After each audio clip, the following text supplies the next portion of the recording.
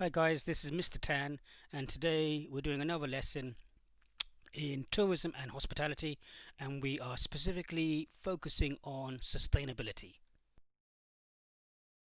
So the unit code is 203THEL, and we're looking at questions 4, 5 and 6.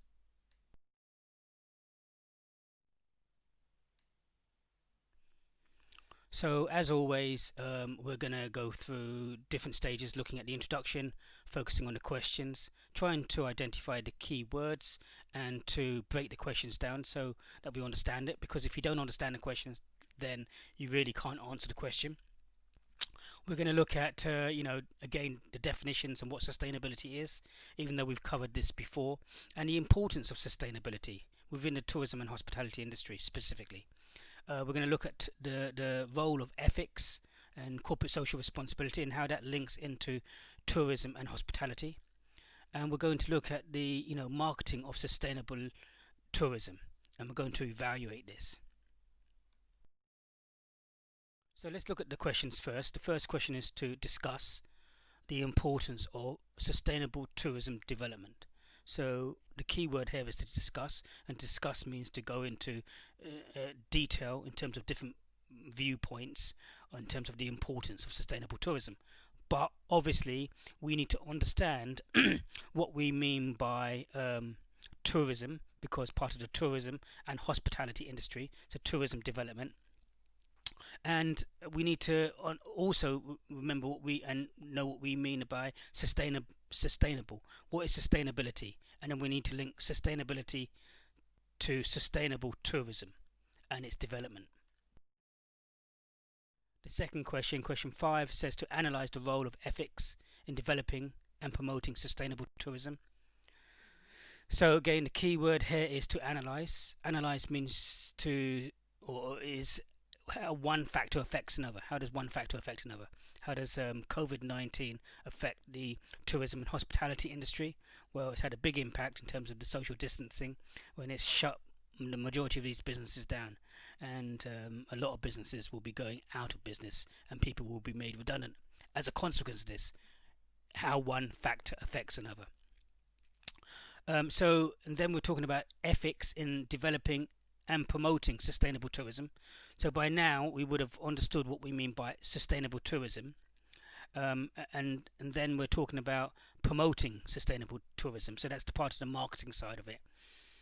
And we have to then say, well, what do we mean by ethics? What are the role of ethics in developing and promoting sustainable tourism? And what is ethics?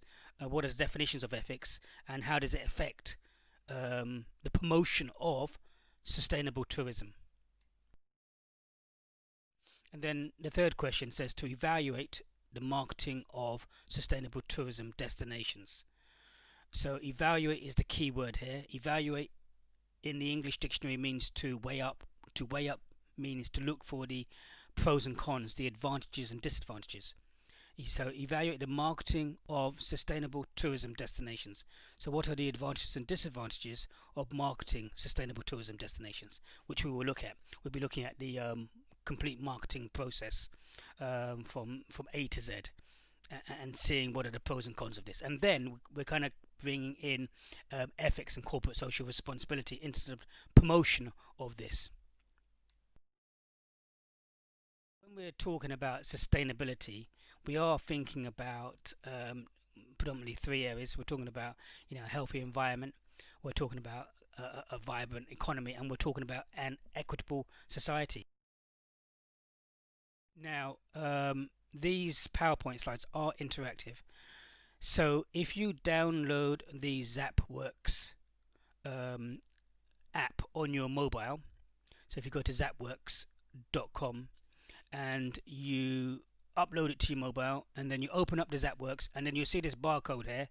If you just put your phone in front of the barcode, it will come up with all more information and videos and information that I would like you to look at. So please interact with these PowerPoint slides. It's quite good fun. So let's first try again and define sustainability. So sustainability defined: able to be maintained at a certain rate or level. So sustainable economic growth, conserving an ecological balance between avoiding depletion of natural resources, our fundamental commitment to sustainable development. Okay, that's one. Um, Defining sustainable tourism. So sustainable tourism development meets the needs of present tourists and host regions whilst protecting and enhancing the opportunity for the future. Okay, it is envisaged as leading, to management of all resources in such a way that economic, social, and aesthetic needs can be fulfilled while maintaining cultural integrity, essential ecological processes and biological diversity, and all, life support systems. So that was down from the Brundtland Commission in 1987, from the meeting in Stockholm. But these definitions, in terms of looking at sustainable tourism, again, it is difficult to actually pin it down exactly what it means. Other definitions have been provided, stating achieving growth in a manner that does not deplete the natural and built environment and preserves the cultural, history, heritage, and arts of local community. Edgale, 2016. And then you have another one here, tourism that ideally contributes positively to the sustainable social economic development of the destination. So again, you've got different definitions in terms of what we need and what we mean by sustainable tourism, but we kind of need to break it down even more to understand it, because it's still not quite. So sustainability in its connections to the tourism and hospitality industry. Well, this kind of began with the meeting in Stockholm in 1987. And the United Nations were meeting, and they were trying to look at how they can improve things. And this came out in the Brundtland report in Agenda 2021, also in another meeting in 1992 in Rio de Janeiro. And in that meeting, it was really highlighted the key word there, sustainability. And sustainability, in terms of the Brundtland report, Agenda 21, was looking at different areas, and the sector of massive tourism caused destinations to become overdeveloped, used up in time. The destination would lose its appeal as a result of the harsh approach to tourism. This approach has dire economic, sociable, and environmental consequences for the host communities. So, if you get so many people coming to a place, it could start affecting the environment. It could start affecting the economic place where that tourism is actually, being derived from. So again, both in a positive and a negative way in terms of economically. So, the Brundtland report was kind of like linking in sustainability, but not at this stage bringing in tourism, because tourism in the United Nations in the Rio de Janeiro meeting in 1992 didn't really focus on tourism and hospitality. It really only focused on sustainability, linking to the three different pillars of sustainability. So let's kind of like look at the different sustainability. So before we look at that, UNWTO states that sustainable tourism comprises of two areas: the ability of tourism to continue as an activity in the future, ensuring that the conditions are right for this, and the ability of society and the environment to absorb the benefits from the impacts of tourism in a positive way. So in other words, that that tourism destination is not really being affected to such a degree in such a negative way, which would be harmful for that tourist destination, the environment, the people who are living there, and so on. So let's look at some of the principles of sustainable tourism.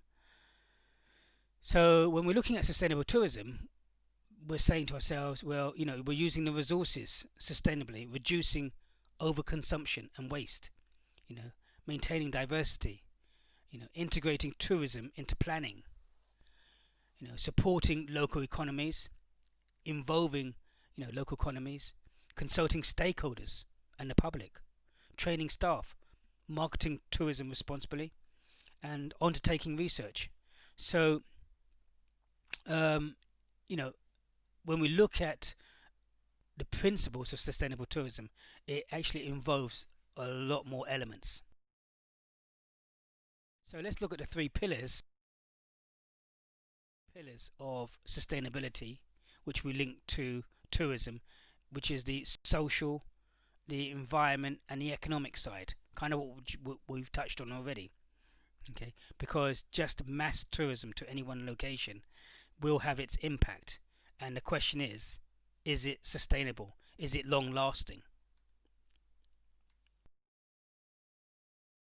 If we look at it from an economic perspective, this revolves around a concept of enterprise supporting jobs and delivering income to communities in the long term.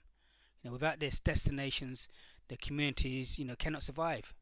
Increasingly, environmental considerations will impact upon the economy as we move to a greening of the economy. Cooper 2016.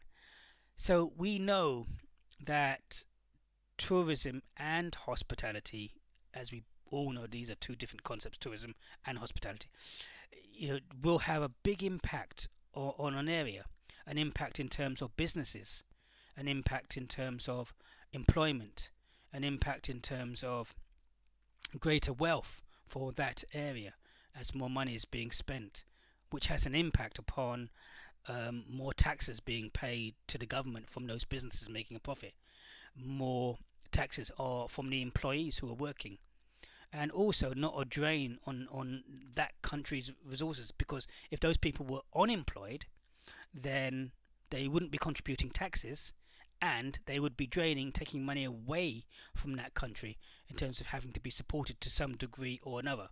So economically, it's very, very important. Even if we look today and we see with COVID-19 and we see how governments are trying to kickstart the tourism and hospitality industry, because people have been out of business for 3.5 months in the UK, March, April, May, June, 3.5 months in the UK.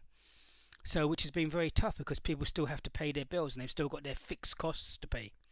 It has helped with the furlough and the government paying 80% of people's wages, but that will come to an end at the ending of July. So very, very important. And the more people, as I said, that are unemployed, it's going to have wider impacts on the whole economy, because if more people who are unemployed are going to be draining that money away and not paying taxes, so you'll be getting less taxes into the government coffers, and more money being drained in terms of unemployment benefit or universal credit. From a social perspective, this focuses on sharing benefits fairly and equitably, and respecting the quality of life of communities, of human rights. It will increasingly involve living, within our means. Again, from a social perspective, who are the people that are being employed in this industry? Are they being treated fairly? Are they being paid the minimum wage? And even from a social perspective, what about the communities? There is a community kind of like life cycle whereby the communities like it in the first instance, but as time goes on, and more people come, it can become quite negative, where people can start to get affected by too many people being in their home area, as such, in terms of noise pollution, in terms of pollution, increased carbon into the atmosphere and into the environment. So from a social perspective as well, it can be quite there's a balancing act to have between the two. Then from an environmental perspective, this focuses upon the stewardship of resources and managing, conserving the environment, and will involve the notion of limits of growth. What do you have to put in place? The more people that come to your area could have a negative impact in terms of the environment, a negative impact in terms of perhaps more cars going into your city. More cars means more emissions into the environment. It means more pollution. If you diesel cars, more diesel fumes going into the environment, so it's less healthy. You know, even if we think about the people and going into a specific country area, and dropping a lot of litter, do you have the right things in place to take into consideration the increased amount of people that are coming and are going to be dropping litter, using your facilities, and so on and so forth? Do you have everything that in place to actually support the environment? Because if you don't, then over a period of time, it could not look too good.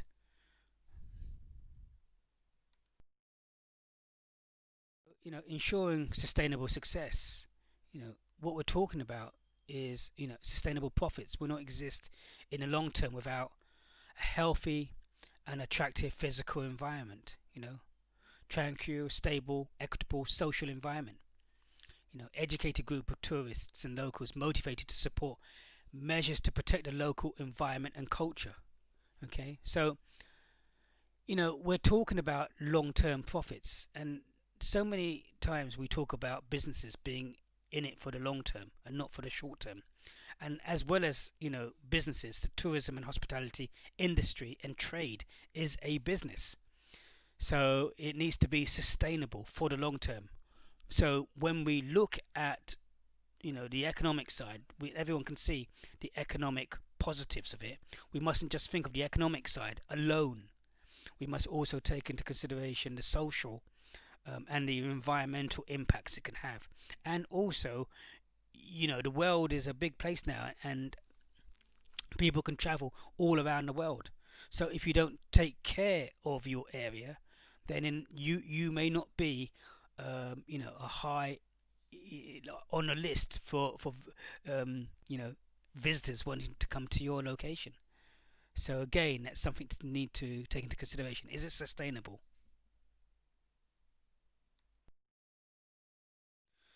So that's looking at sustainability and the different pillars of sustainability and linking it to tourism.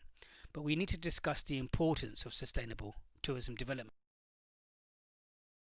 So what is the need, for? Well, over the last 50 years, tourism has become one of the largest economic sectors globally, accounting for some, 10.4% of the world's GDP, and takes into account over 313 million jobs. So we can see that, it's very, very important to every single country. Even if you look today at the countries in terms of COVID-19, and you say to yourselves, well, first, various countries like Spain had a 2-week quarantine period, especially which they instigated this 2-week quarantine period from visitors coming from the UK, because the UK haven't done too well in terms of the rate of spread, in terms of locking down early, in terms of the number of deaths per head of population in comparison to the rest of Europe. And if they had a 2-week quarantine period, then that would mean that UK tourists wouldn't really want to go to Spain or Italy or Germany or France, to those countries, because they'd have to quarantine for 2 weeks. But Spain and other countries have lifted these 2-week quarantine periods, and now there's been a huge surge in the people who want to get away because they've been in quarantine for such a long time. So again, there is a big need for this, the jobs and the GDP of that, all areas doing tourism and hospitality. Emerging economics, including developing countries, stand to see the highest rate of growth. Okay, so again, more people traveling, lower costs of flights, people wanting to get away on different types of holidays. So we're seeing increased growth rates year on year. Again, international tourist arrivals have grown steadily over the many years. In 2018, estimated to stand, 1.3 billion, according to the WTTC 2018. over the last 10 years, the growth has been particularly marked in the emerging economies, where it has averaged 5.6 per annum compared 1.8 for advanced, economies. The UNWTO predicts, that growth trends in world tourism will continue, with total arrivals, reaching 1.8 billion in 2030. So we're talking about growth, growth, and growth, which is not a bad thing in terms of people wanting to see other countries, people wanting to spend their money, people having more disposable income of different segments of the population from developed countries. So that is a good thing, but we need to say, well, what is that going to mean in terms of the impact, in terms of the environment in those areas? Well, what is it going to mean, and what is it going to mean in terms of the social aspect? In terms of, will there be more crime? Will there be more social upheaval? What would be needed in those areas to sustain this, to make it sustainable before it becomes overrun, and then it doesn't really become a great tourism destination to visit? We must also look at the tourism product. The tourism product, is a unique in terms of activities, it encompasses. Few products can compete with the wide variety of activities included under the heading of tourism. So let's look at the tourism product. The tourism product itself must be consumed within that geographical boundary of that destination in which it is being offered. So it's not like a physical product, but that product is actually sent to you. This product you have to actually go to that geographical area. In this global age, providers of the products are not confined to the local economy and may be based outside the destination. So it includes things like accommodation, transport providers, food and beverage, visitor attractions, tour operators, travel agents. So we're talking about the tourism and hospitality industry. The whole all the stage from leaving your house to catching a taxi to booking the flight if you were going from one country, from the UK to Italy, and then the transfers, and then the interconnections, getting to the airport, and then within the airport, and then the flights, then getting to the airport in Italy, and then getting to your hotel, and then all the services that you use in that country.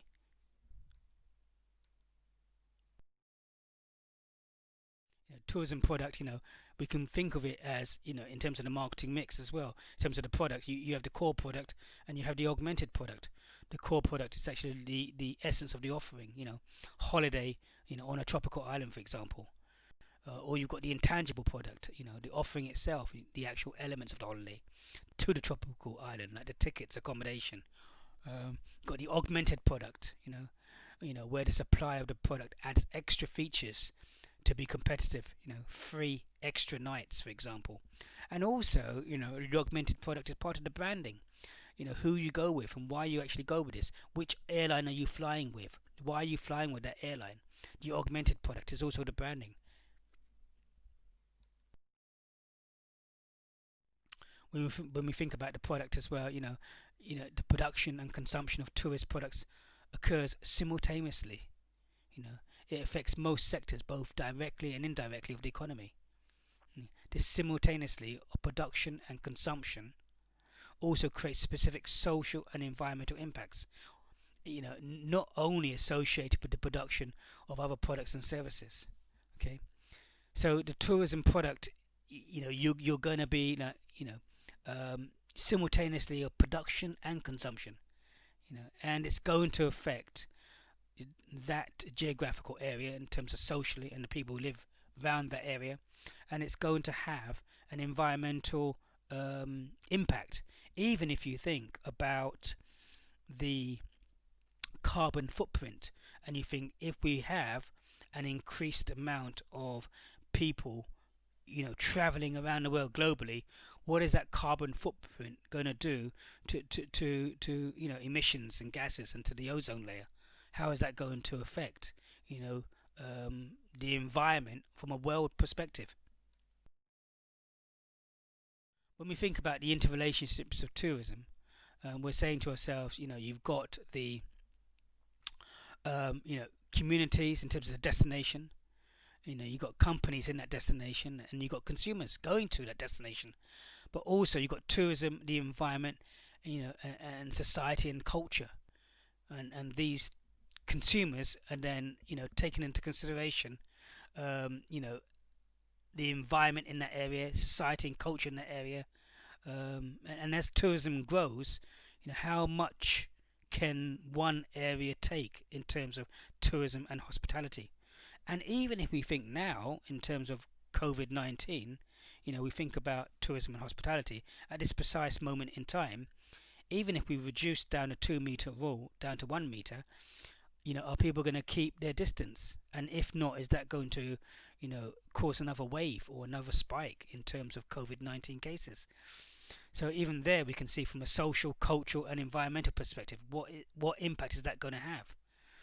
If we look at the beaches in Bournemouth in the UK, and we see over the weekend with the hot weather, people are shoulder to shoulder.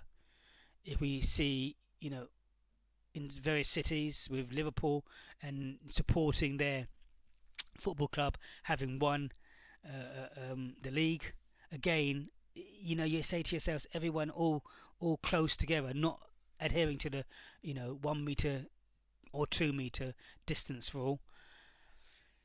What impact is that going to have on our health in terms of COVID-19 and society and culture?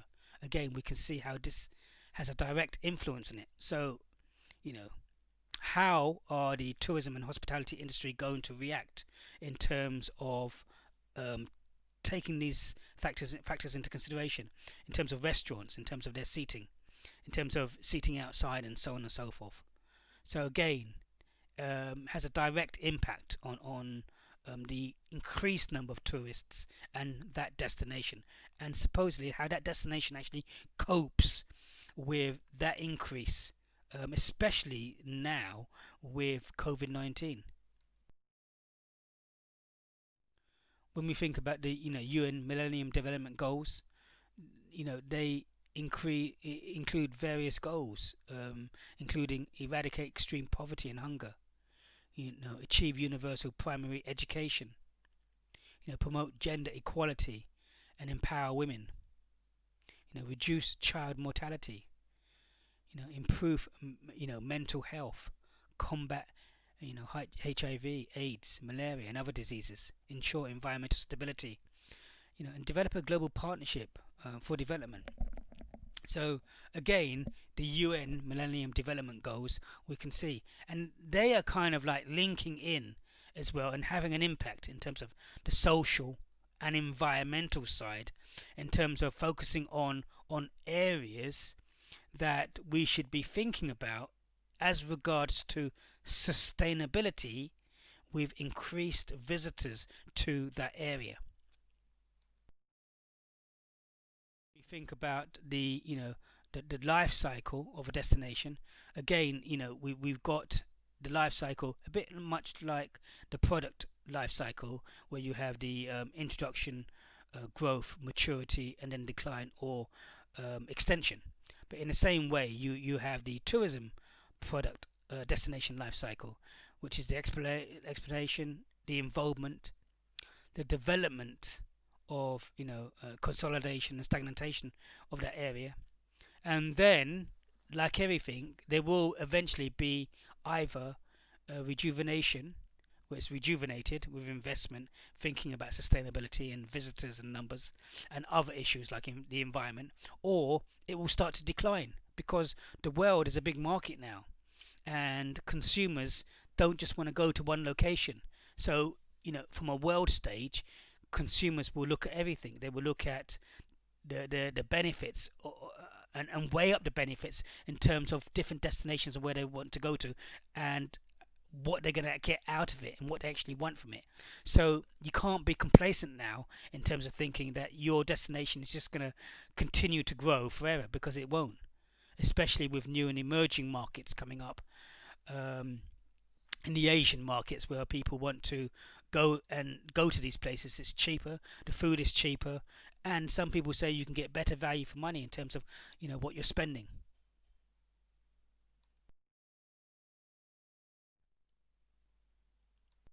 So when we're talking about the the decline or regeneration or rejuvenation of the destination life cycle of an area, we're really talking about the regeneration of destinations. A large proportion of UK seaside resorts have undergone regeneration programs over the past few years. You know, under the strategy for seaside success. You know, isn't just relevant to seaside resorts. City and town centres may require regeneration too, due to the high demand, for urban tourism. Hall 2005, and we've seen this. And if you look at the UK back in the 80s, Brighton it wasn't so developed, but in the 90s and 2000 they started to invest more into Brighton and various coastal areas, and they're really popular now in terms of tourists and targeting specific types of tourists to that area. Again, helping towards the economic side of it as well. Some of the reasons for and against regeneration for includes improved social attitude, greater pride in place, greater employment opportunities, definitely more businesses there, more people being employed, more taxes being paid there. If the local investors come to the area, this will boost the local economy, definitely. you know Chance to reinstate an indigenous species of flora and fauna. Chance to you know instate populate reducing techniques. Okay, some of the reasons for against: too greater investment for too little economic return. Again, you need to balance up what you're getting and what you're putting in and what you're going to be getting out. Can destroy delicate ecosystems that have been formed since the destination has fallen into decline. But again, yes, that is very true, but you could take that into consideration and make sure that you spend money on that area to make sure it doesn't happen. Carbon emitted redevelopment destination and additional pollution from visitors, that's also very true. But on the other hand, you could have park and ride, so you can get people to park outside and let them ride in on buses perhaps. Local people become priced out of their own hometowns as its popularity as a destination grows, and greater chance of leakage as outsider investors come into the area. So with any type of regeneration in terms of any area, you're going to have the pros and cons. Regeneration destinations generally, it's more expensive and restricted, to take on half-finished projects like hotels. When the global economic crisis hit, many hotels that were under construction were unable to be finished. It poses a danger to people, definitely, and wildlife. Distracts from the beauty of a destination and can lead to overdevelopment. So, as we saw in session 12, Malta and Tenerife, two destinations that were badly affected. So please remember to go on to the Zapworks and kind of scan this image so you can interact with these PowerPoint. So we need to understand the whole framework for the tourism and hospitality industry. We need to understand everything that's involved to take into consideration environmental and social as well as the economic side of things.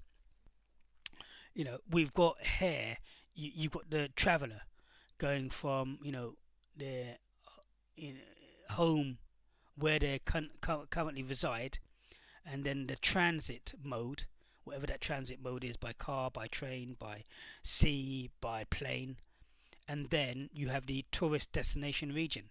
So you have this whole process here, and then you have the different types of transportation, and you have the intermediaries. And you've got, in terms of market forces being affected in terms of transportation, you've got the new tourists, human resources, sustainable development, ethics and social responsibility. And then on the intermediary side of things, you've got total quality management, information systems, globalization, concentration, strategic alliances, and value chain partnerships.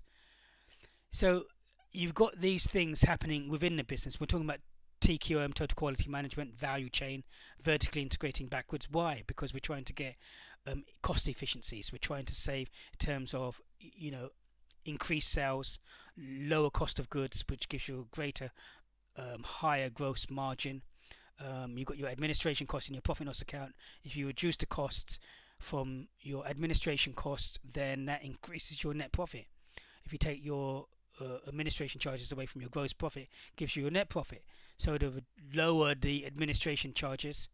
So with total quality management, value chain partnerships, and strategic concentration of strategic alliances, this helps you to reduce your costs, to become more efficient, to become more effective, to be able to compete on a global stage, which is what one needs to do. And then you have all the the kind of like the social, cultural, capital, economic, knowledge and expertise, environmental, nature, indigenous people, domestic and international. Here we're talking about the different stakeholders involved in terms of that geographic region, and others as well. And then you've got on the outside, you've kind of got like pastel to a degree. You've got political, economic, social, technological, legal and environmental factors that are happening on the outside. So when you're looking at the tourism system, you kind of need to understand what's happening all the way through. And you need to understand this so that that tourism destination can understand what's happening, who are the tourists that are coming to their marketplace, and how are they getting there, and what are their needs, so that you can link in. For example, in Italy, you go to Italy, you can buy a transportation pass for 3 days, which will also allow you into 3 different entries into historical sites. So you could buy this 3-day pass, which costs I think €20 or maybe more, and then it will allow you into 3 places like the Colosseum, Caesar's Palace, and so on and so forth. So by understanding all of these and the different stakeholders, you can kind of put packages together to meet the needs of the tourist. And why? In terms of making sure that you are competitive, and also taking into consideration, as I said, the other side of things and the business side of things in terms of how that tourism destination is actually run. So again, understanding all these things is very, very important. We're kind of like discussed the importance of sustainable tourism development. And we're kind of now going to move on to evaluating the marketing of sustainable tourism destinations. So just to recap, when we're talking about sustainability, we are thinking in terms of the 3 different pillars of sustainability, and it being long lasting into the future, as highlighted in 1992 in Rio de Janeiro with the UN, discussing sustainability in the Brundtland report in Agenda 21. But we're looking at the 3 pillars, which is the economic, social and environmental impacts of increased tourists to that destination. And we're now saying to ourselves, how do we market one of these destinations? So evaluate we're looking for the pros and cons of the marketing of sustainable tourism destinations. So now we're looking at the marketing process from start to finish of a tourism destination. Obviously, there are various stages and the strategic planning process. So the first stage obviously is going to be looking at your mission statement. What is the mission, the vision of that destination? Where is it that they want to go? And then the next stage will be conducting analysis or an environmental analysis of the place, of the situation, in context to everyone else. So you'll be doing perhaps a SWOT analysis, the strengths, weaknesses, opportunities and threats. Maybe a PESTEL analysis. PESTEL, the political, economic, social, technological, legal and environmental factors. And then even, Porter's 5-force model, in terms of their competitor analysis to determine how you're going to position yourselves. Then, once you've done your, internal and external situation analysis, you then move on to your goals and objectives. Analyze the marketplace, and within here, you would do your marketing strategy. Your marketing strategy would include your, segmentation, targeting, and positioning strategies, and then the implementation of the plan in terms of the marketing mix. You could look at the basic marketing mix in terms of the product, price, place, and promotion, or you could review the extended marketing mix: the product, price, place, promotion, the people, the process, and the physical evidence. So this is kind of like the strategic plan that you would go through the whole 10 yards to plan out how you would promote sustainable tourism, linking in the 3 different pillars of the environment, the social side and the economic side of things. Different methods, including adaption methods of a destination. So are you going to adapt your current geographical location to make it something that you want your target market to come to? If you think about Dubai, and Dubai in terms of what it was, which was basically just a fishing village, and we think about what it is now in terms of a vibrant, city where people want to come to in a hot country with, goods, services, beautiful hotels, and so on and so forth. So again, are you going for an adaption method? Adaption, like if you wanted a ski resort in New England region of USA, do you actually, adapt that area to create, snow, and increased mid-winter melts and more variable ski seasons? Do you adapt that so that you have kind of like fabricated and synthesized snow to take into consideration that marketplace? So do you go for an adaption method or a natural method? You have the mitigating methods as well. The mitigating methods in tourists, in terms of how it does affect the air transport, car transport, train, coach, destination, accommodation activities, tour operators and destination managers and planners. So when you're thinking about your product, you're thinking to yourself, exactly who is your target market and what are their needs, and are you going to go for an adaption method or a natural method, and then what are the mitigating circumstances in terms of how it's going to affect different areas in terms of the carbon footprint and the environmental side of things in terms of one of the pillars of sustainability.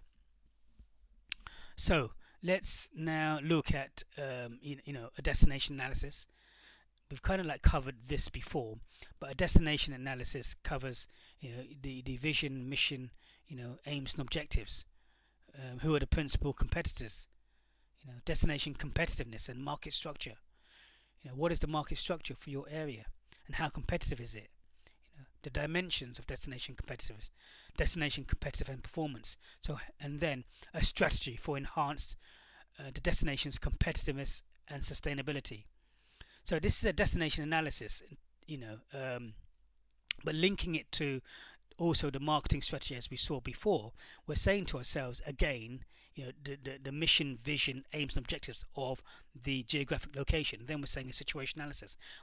We're combining both models together. We're saying, SWOT, PESTEL, and in this model, a detailed competitor analysis, detailing who the principal competitors are, and what is a destination competitive, and the market structure of your current marketplace. What are the different dimensions of destination competitiveness? And what about competitiveness and performance? How do you compare to other countries? What do you need to invest in your geographical area to make yourself more competitive? And then a strategy. So the strategy again would be broken down into segmentation, targeting, and positioning, and then linking into the implementation of the marketing mix.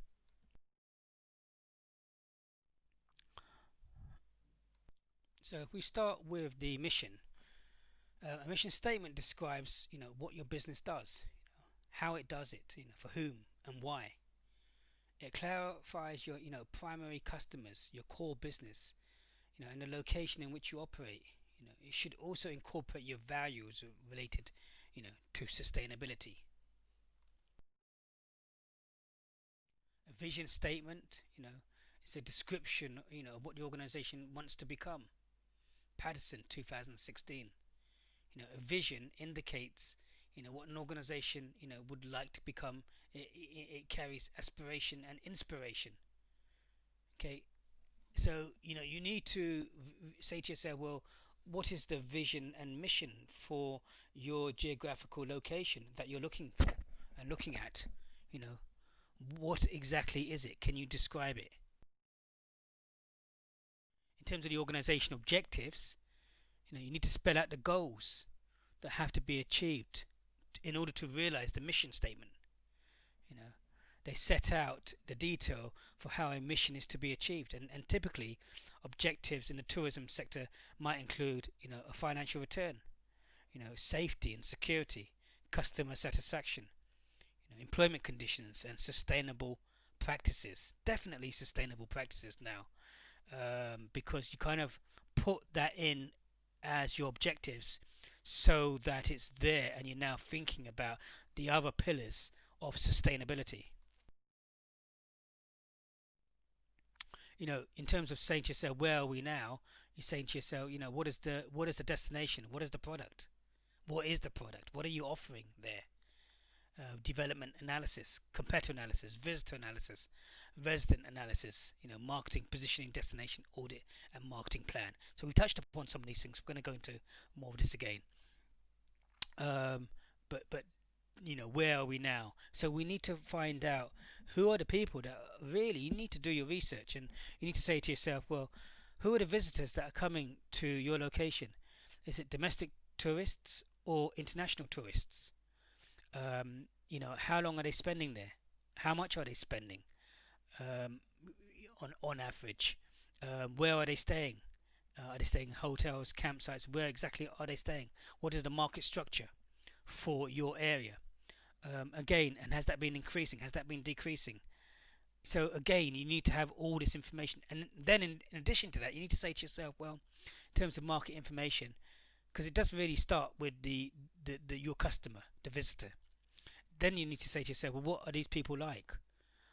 Do you have a profile of these people and data that encapsulates that to allow you then to review your product and then to compare your competitors and so on and so forth, which will then lead on to your situation analysis, marketing strategy, and then implementation of the marketing mix. So here are some of the areas that we talked about in terms of a situation analysis. We talked about a macro environmental appraisal combined, so PEST or PESTEL, political, economic, social, technological, legal and environmental, SWOT, strengths, weaknesses, opportunities and threats, strengths and weaknesses being internal to the organization and opportunities and threats being external to your geographical area. That need to be taken into account when planning for tourism in that destination. A market analysis assessment includes the destination's tourism market share and performance of market trends, UNWTO 2007. So, but we're also including in the situation analysis a detailed competitor analysis, because you need to have your competitor analysis to see who you're competing against, and your analysis in terms of performance, how you're performing against these other locations. Very, very important, because that then leads you into determining what your marketing strategy should be if you're targeting the right people, and how you should position yourselves to gain a competitive edge. So when we look about a SWOT, we've said that the SWOT includes strengths, weaknesses, opportunities, and threats.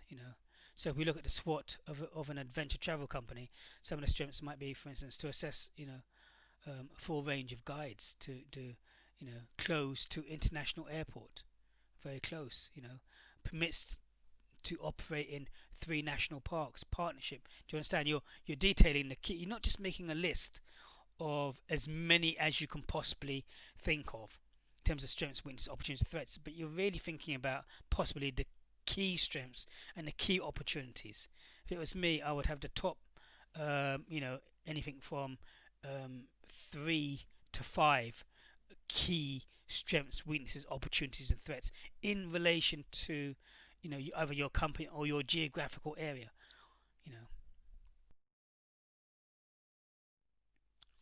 And also looking at your competitor response profile in terms of your situation analysis. Competitive response profile. Is the competitor satisfied with its current position? What likely moves or strategy shifts will the competitor make? Where is the competitor vulnerable? What will provoke the greatest and most effective retaliation by the competitor? So again, you need to do your competitor strategy in terms of using Porter's model and saying to yourself, how competitive is the industry and who are you competing against, and doing, as we said, the destination analysis is more in-depth competitor analysis by saying to yourself, well, who are your competitors, and then using secondary and statistical data, looking at the visitors that go to them as opposed to you, and are they the same type of profile of people going to your destination and your competitors, and then how do you compare in terms of performance between the customers going to your competitor as opposed to coming to you? What do your customers think in terms of a comparison in terms of performance between yourselves and your competitor? Okay, again, and looking at it, what drives the competitor? What are your key competitors doing? What are their future goals?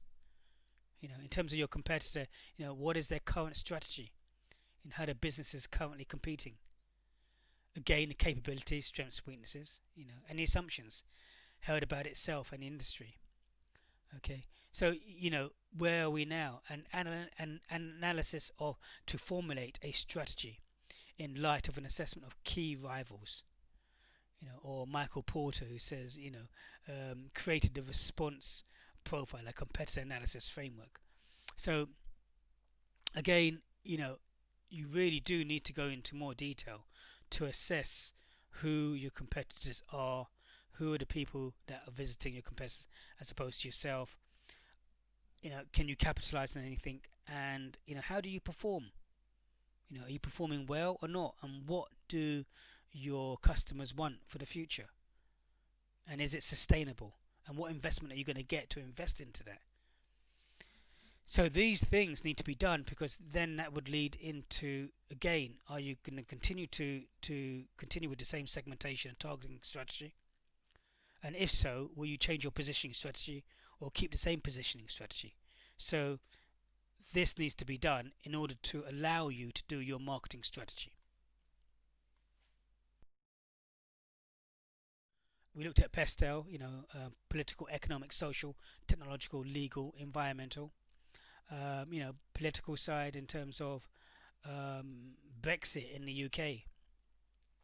We know that, for instance, Brexit in the UK has had a positive impact in terms of tourism from one perspective, in that the value of the pound had fallen, and because the value of the pound had fallen, the euro was now worth more than it was to the pound. So people coming in from Europe into the UK would get more value for their money. So from that perspective, it was more advantageous for international tourists to come into the UK, getting better value for money from a political perspective. But when you look at these political, economic, social, technological, legal, and environmental factors, you can't just talk about these in general terms. You need to relate these specifically to your area. to say what is happening, and is this going to be a good thing or bad thing for your area or not. So you've got to specifically talk about specific examples of these from a real to life example rather than a holistic perspective. If we look at again the Porter's five force model, we can see Porter's five force model in terms of threat of new entrants, threat of substitute products, bargaining power suppliers, bargaining power buyers, and a rivalry among competitors. When we Porter's five force model, we've got these five elements here. So this is how the five elements are normal. If we look at the threat of entrance, time and cost of new entrants, specialist knowledge. We're saying to ourselves, in terms of what your marketplace is offering, you know, if you're offering, skiing a ski resort, who are your competitors? And can someone local to you also offer a ski resort, for instance? What is the threat of new entrants into your marketplace, and how likely is it? And that will depend upon specialist knowledge, economies of scale, cost advantages, and technological production that you may have, and barriers to interest. So if it costs a lot to produce a new ski site, for example, in an area that you are in, where you have natural snow, then it may be not a threat in terms of someone coming into that marketplace that you're currently operating, in terms of who you are, the tourists that you are targeting, and what product and service you are offering them. If you think about the bargaining power buyers, we're talking about, you know, how what is the cost advantage in terms of the perception of the cost advantage to that customer coming to your location as opposed to going elsewhere, because we know that tourists are now visiting all around the world, so there are more international tourists around the world, and that's ever increasing. And if that is the case, it's because people are looking for value for money.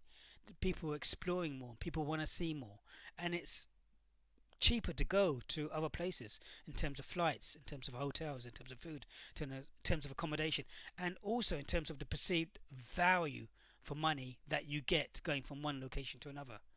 And the bargaining power of tourists, both international and domestic, is very huge. They have to say in terms of which area they go to and why.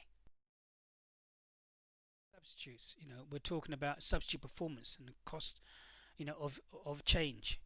Um, you know, so substitute performance. What would be the substitutes?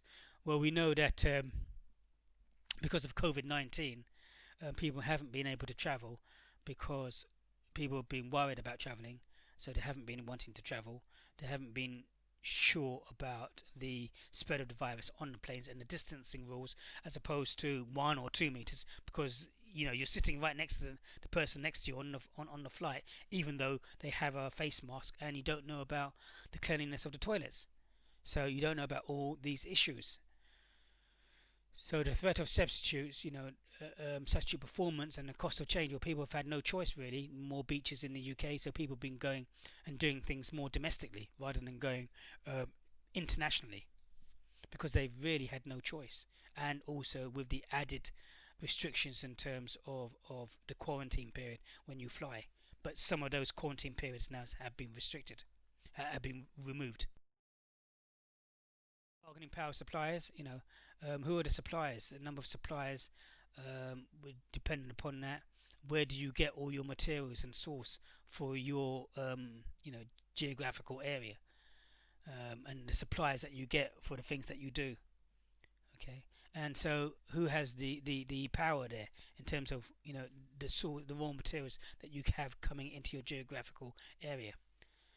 If there are more suppliers than buyers, then you have the power to negotiate the more discounted and rates of um, supply, and you can go to another supplier if that supplier is unwilling to change its price. Okay, But then you need to say to yourself, what is the cost of changing a supplier in terms of the materials and things that you need in your geographical area, in your tourist site. But the number of competitors, quality of differences, other different switching costs, and customer loyalty, because you are now competing on a worldwide stage, in terms of you know do people want to go to your geographical location, and what are the needs, and why are people coming to your location as opposed to another location. Okay, so again, the competition, as we've seen in terms of international tourists traveling all around the world, is becoming increasingly more competitive because people want to see more. The costs are becoming low in terms of traveling. Hotel prices are lower. Food prices in hotels are lower, and people are changing their attitudes in terms of wanting to see more adventurous places. And we've seen that with the emergence of the Asian type markets, where people want to see and explore more of these type places.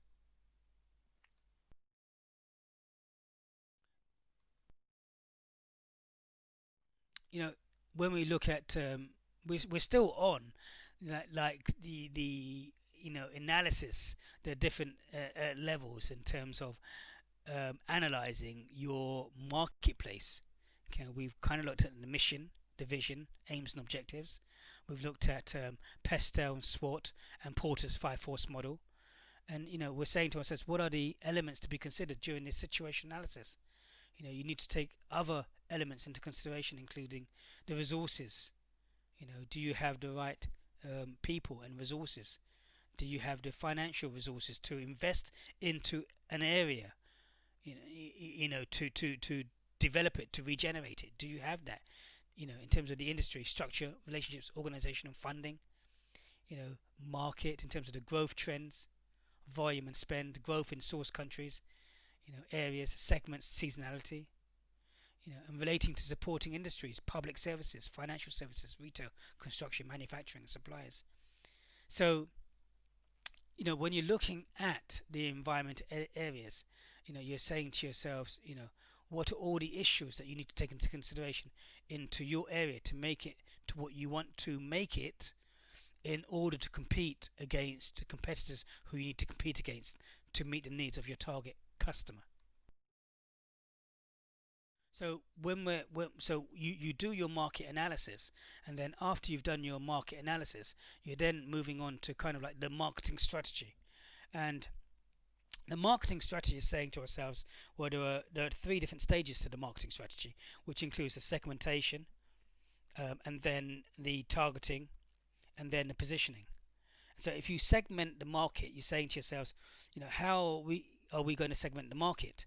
Are we going to use geographic segmentation? Well, your geographic area is your geographic where you want people to come to. So that's where you are actually based. But who are the people that are coming? Where are your customers based geographically? Are they coming from, if you're based in the UK, are they coming from France, Germany, Spain, China? Where are your major customers coming from? What about your demographic segmentation? How are you demographically segmenting your marketplace? Are you using it by a sex, male, female, for example? Are you using it by income level, different rates of income? Are you looking at it by family size? What are the variables in a demographic segmentation basis that you are looking for? And then behavioralistics segmentation, what are the behaviors of your customers? Okay, are they, for instance, customers wanting to be a competitive edge on graduate admissions applications? What about the psychographic segmentation? If we're talking about students who are interested in sustainability and environmental issues. So we're saying to ourselves, how are you going to segment your marketplace in terms of geographic, demographic, behavioralistic, and psychographic? So if it's geographic, where the people you're targeting from, what locations, what countries, what regions, what cities, towns and states. Demographic, what are you looking for? Age, gender, occupation, social economic groups. And the behaviouristic side, you're looking for what are the benefits being sought. Loyalty status, ready to buy, early adopters. Psychographic, lifestyle, what is their lifestyle? What is their attitude, education level, class? Because all these are going to affect the different type of product or service that you're offering in your geographical location. When we look at market segmentation and customer demographics, we're saying to ourselves, are you looking at the age, different ages of people, and then you would split up the different ages. Are you looking at the element of family status, or the demographic element of occupation, or the demographic element of gender? Again, you would split these up before you do your targeting. So you're not saying to yourselves now that you're targeting males. You're just saying that we're going to use gender, and then you split the different genders. Or you're going to say we're going to use age, and then you split different ages. You don't do your targeting yet. This is just your segmentation. How are you segmenting your market? Psychographic segmentation, lifestyle,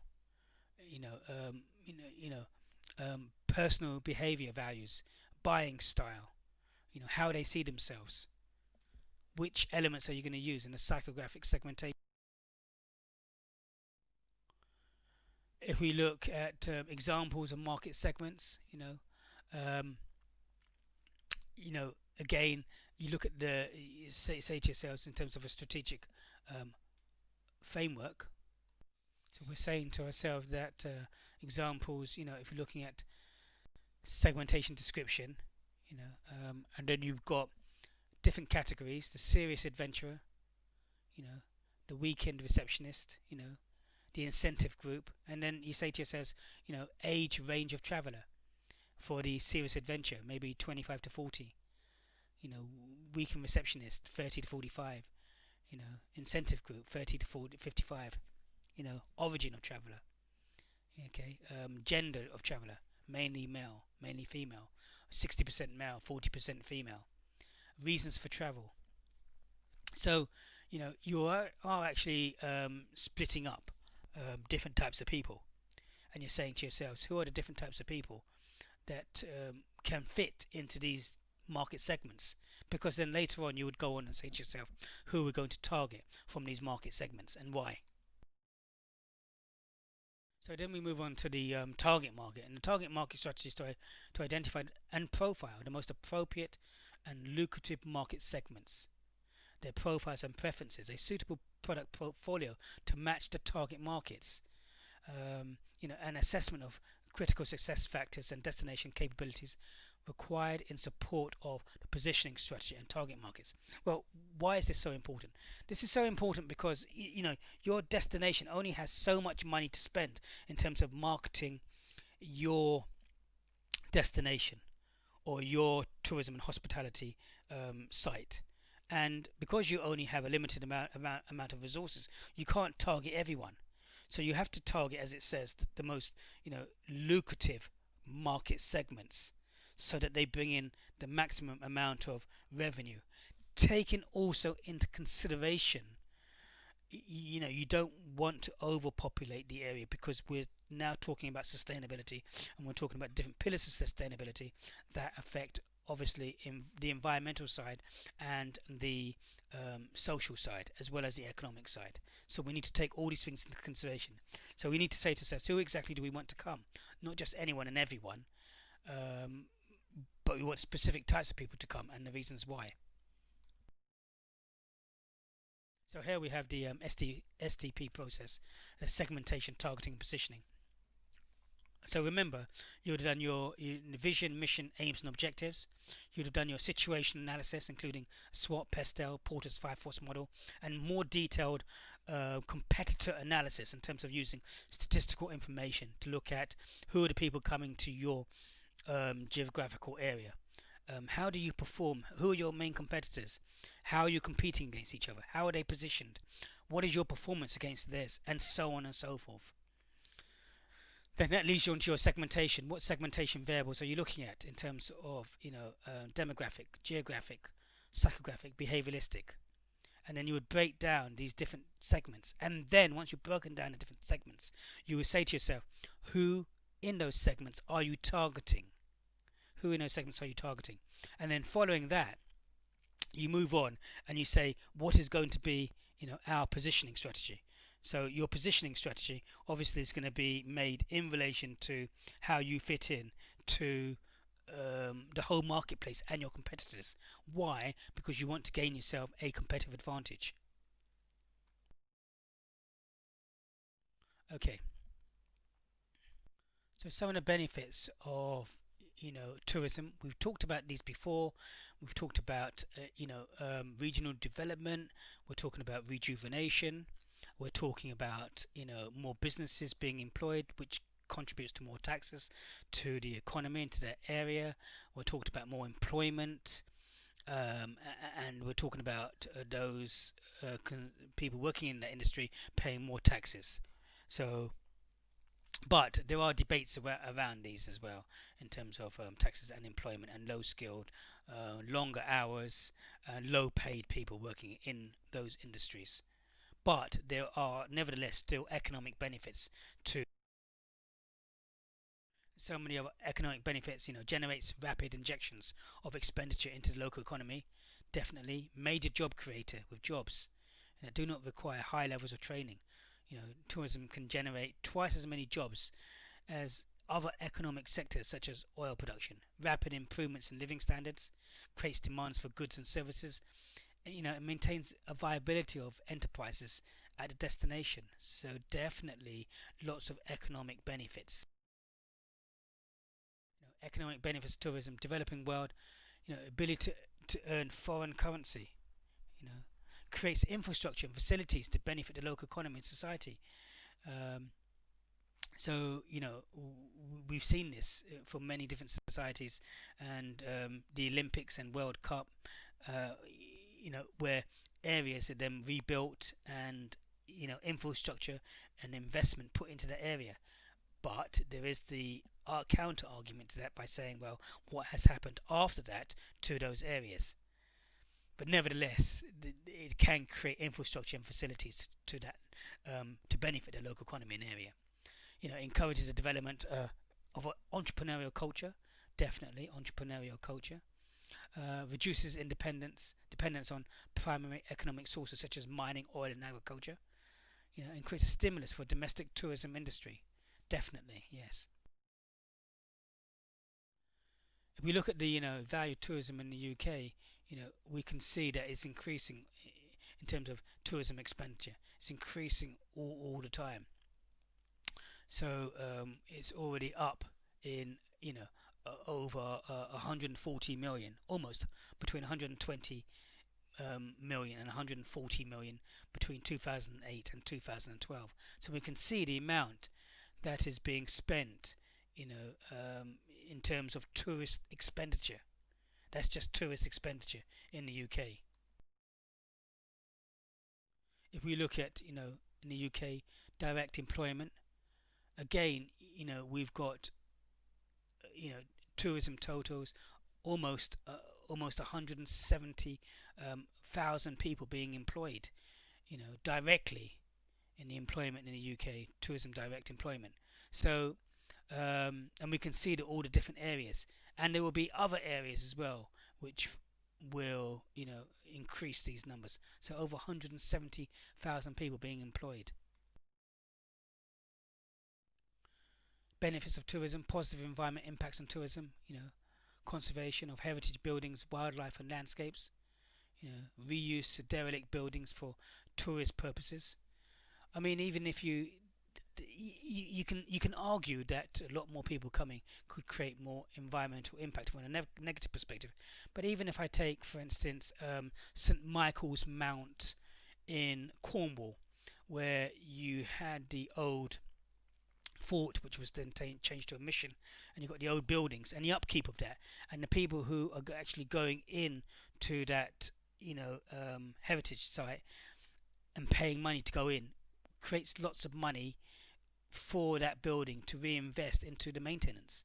So it actually helps from a conservation perspective in terms of that building and that site. So there are examples where this does benefit the environmental impacts from a positive perspective. But as we know, there are also negative environmental impacts of this, which includes tourism is perceived as a major despoiler of the environment. You've got increased transport pollution, congestion, overdevelopment, visual pollution, and damage to flora and fauna. So again, these things need to be taken into consideration. But if you know that these are one of the three pillars of sustainability, then you're saying to yourselves, well, we're going to take these things into consideration, and then we're going to invest more money into that area to make sure it's nice and clean. For instance, if you go to Rome has a huge number of tourists, and what do Rome have? They have hot weather, and they have people who want to drink lots of water because it's so hot, and so they have water fountains everywhere. They have water fountains with clean water where people can take their plastic bottle or container and fill up their plastic bottles and to constantly have drinking water. In addition to that, they have bins which are sunken into the ground, so the bin comes out of the ground and then it further goes further down into the ground, so it's built into the ground. And these are very, very, very big bins, and the bins are split between if it's metal, plastic, general waste, and then once a week or however often they do it, you have these lorries coming around, and the mechanical arm will pick up the whole bin and put all the rubbish into the dust cart. So it takes a small amount of time because they've invested money into taking these things into consideration. So even though, yes, there will be transport pollution, well, if you know these things are going to happen, then you can incorporate things into your city area. So in Oxford and Cambridge, you have so very popular areas for people to want to go and visit and see. So you can have park and ride. So they have park and ride systems whereby you park outside the city. If you have to park inside the city, well, it's going to cost you a lot of money. So it discourages tourists from parking inside the city centre. Instead, they will park outside and then catch perhaps a free bus or a bus that costs very little money to go in and out to your car. So again, yes, there are negative sides to the environmental impacts, but as long as you understand these and you understand what could happen, you could put measures into place as long as you involve the right stakeholders and you have the right funding. So yes, I do agree with it, but if you understand it, then you can take these things into consideration and you can instigate countermeasures. We look at the economic impact of the environment and protection. The national park authorities imposed a 10-mile-per-hour speed limit, in Windermere Lake in 2005. But as a result of that, the local TIC received 12,000 fewer inquiries into the succeeding 6 months. Boat registrations and launches fell sharply. Traditional high-speed water skis and powerboats users withdrew. Local businesses faced losses of around 7 million annually. So if you do impose environmental constraints, that could lead to lower tourists going to your location, which is true. But nevertheless, you could be thinking long-term and sustainability, and that could be a positive thing for the future by saying there are less people, and so maybe that could encourage more people to come. It's how you market it, I would generally think. So yes, the immediate reaction to this was, local businesses face loss of around 7 million annually, but this could be argued from a different perspective in terms of saying, well, it's how you position yourself and how you market it differently, perhaps. Controlling negative environmental impacts, tried and tested techniques for assessing the environmental consequences of tourism. So, I mean, what we're saying here is that, you need to look at the impact that the environmental kind of restrictions that you put in place and the social restrictions that you put in place, what is going to be the impact on that economically? And I suppose there needs to be a balancing act between the three. Social cultural benefits of tourism, understanding other societies, developing and maintaining links with other regions and countries, re-establishing or retaining cultural and heritage features of destination countries, widening tourists' cultural interests and appreciation of foreign food and drink, social cultural benefits of tourism. I know that if you go up to Warwickshire, the country of William Shakespeare, where William Shakespeare was born, there are other farms down there, and farms where you can go in and you can see the animals, but you've also got archery and part of the culture of the English heritage, whereby the English, we had the longbow, and the longbow gave us the advantage against other armies. The longbow was one of the most modern weapons of its time, which gave us a longer shooting distance in terms of the arrow. And there are cultural places in Warwickshire, for example, where you can go and you have people dressed out as they would be dressed in that time period, and they would show you how they would make the bow and how they would pull the bow. And that was a trade. To be a longbow, was a trade, and you had to learn from young because it was such a difficult thing to do, to be able to pull that bow. And having seen it for myself, I know. So we're talking about some of the benefits, the social cultural benefits. It does, re-establishing, retaining cultural and heritage features of the destination countries, definitely. And also widening tourist cultural interests and appreciation of that area, as well as the foreign food and drink as well. Advantages of the social cultural side of it. In large numbers, tourism can create friction between the host and guests, definitely. Tourism encourages growth in local crime, deviant behavior, sexual exploitation, changing types of employment available, distracting from traditional agriculture or manufacturing employment, exploitation or corruption of local cultures and traditions, including religious observations. Relationships between hosts and guests become increasingly commercial and superficial, as tourist numbers grow. So I suppose what we're saying to ourselves with the economic, social, and environmental side of things, there are going to be advantages and disadvantages. And what I suppose is important is that the analysis is done in terms of the whole marketing strategy and how it affects these three pillars in terms of sustainability. And really, what it boils down to is coming back to your marketing strategy once you've done your situation analysis and saying to yourselves, well, how are you going to market this? Who are you going to target? How are you going to position yourselves? And also taking into consideration all the factors in some of the other models we've looked at, who are the stakeholders we're going to get involved to kind of like counteract some of the disadvantages of the social, cultural, and environmental impacts, and disadvantages of the environmental and the social side of things on the impact of the economic side. So it's a balancing act, and you need to take all these three things into consideration. So we kind of like looked at and discussed the importance of sustainable tourism. We've looked at where sustainability has come from Rio de Janeiro in 1992 for sustainability, and the Brundtland report in Agenda 21. We've kind of looked at the marketing of sustainable tourism destinations in terms of the mission, vision, aims, and objectives, the situation analysis in terms of SWOT, Pestel, Porter's 5 force model, destination analysis in terms of Michael Porter, We've looked at the marketing strategy in terms of segmentation, targeting, and positioning.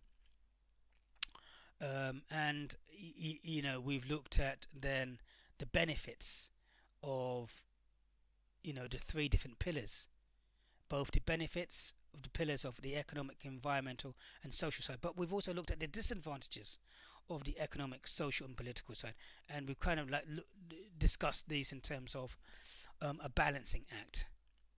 Okay, and so now we're kind of like looking at discussing some of the complexities involved in the relationship between tourism, the environment, and sustainable development. So now we're bringing in other issues in terms of ethical and issues that are involved within these complexities.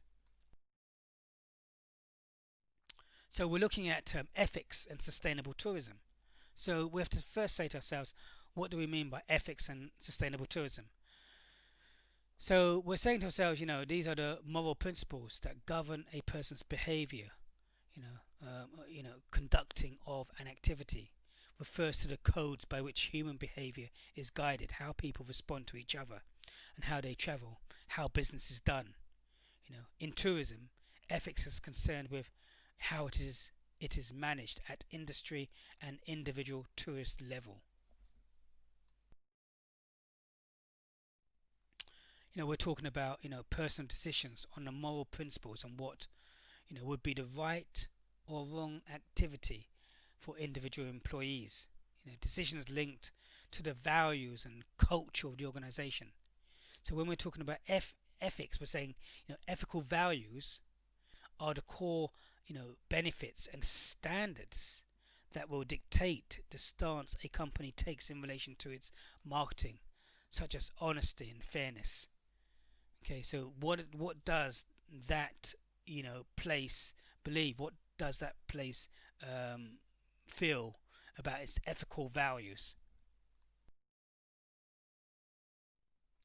And when we're talking about the different sources of ethical standards, we're saying to ourselves what some of the elements include. Fellow workers, family and friends, religious beliefs, the law, society as a large, the employer, profession and country.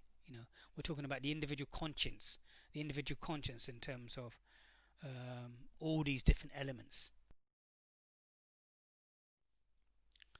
When we're talking about an ethical basis or business decision, we're talking about moral, spiritual, religious philosophy, value system and conscious culture, climate, social, economic, political, competition, impact on consequences, expectations of stakeholders, requirements and legislation. And so these are some of the issues, ethical basis or business decision. And we're saying to ourselves as well, how do we treat people in that area? Are we paying people a fair rate of pay? Are we treating people right? Is it ethically correct?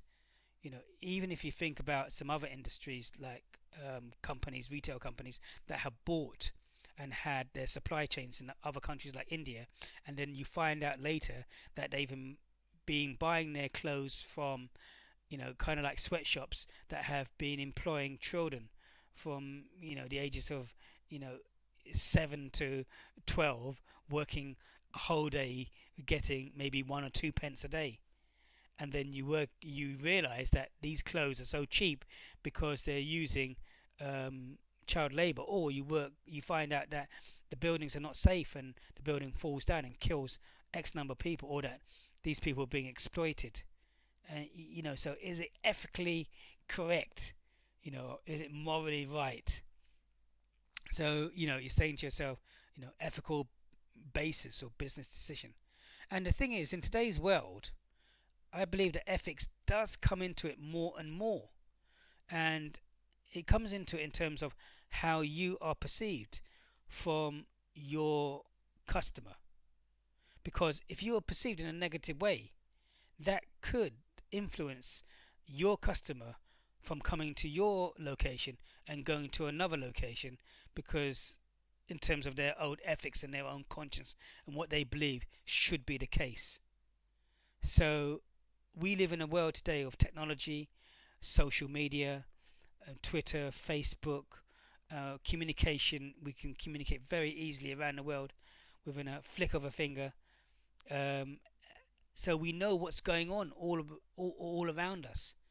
And I believe that people are having more of a conscience in terms of the environment, what we're doing, in terms of plastics, what we're doing in terms of plastic bags, what we're doing in terms of waste, and how we're acting and behaving. I think people are becoming more socially conscious and ethical in terms of their moral decisions that they're taking, I believe. So that itself is going to affect business, and it's going to affect the sustainability of business, that tourist continues to come to your location or another. Because if you're not treating people correctly, it may be an influencing factor where people do not want to come to your place. So that's something that you would need to look into.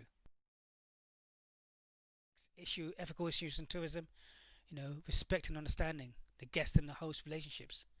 Tourism impacts minimize negative, maximize the positive. You know, in terms of these issues, you need to protect the natural and cultural heritage. They belong to the common, heritage of mankind. Tourism growth, is there a limit? Carrying capacity may demand limits. I believe so. Poverty reduction versus exploitation.